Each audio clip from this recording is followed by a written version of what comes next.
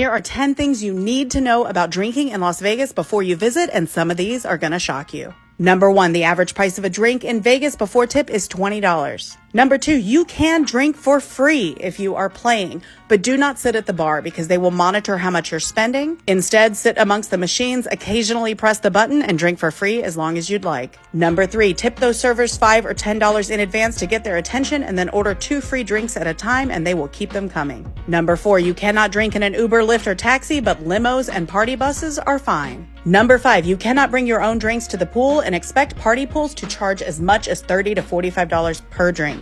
Number 6, we have almost no open container laws here, so you can take that drink to go from the restaurant, just ask for a cup. Have your car stop from the airport on the way to the hotel at a liquor store, buy your own mixers and drinks, and take them with you when you go out to explore. Number 7, do not leave your drink unattended. Women everywhere know this, but men aren't used to it. We have a crime wave in Vegas where working ladies will dose unsuspecting gentlemen and then accompany them back to their room and relieve them of their financial burdens.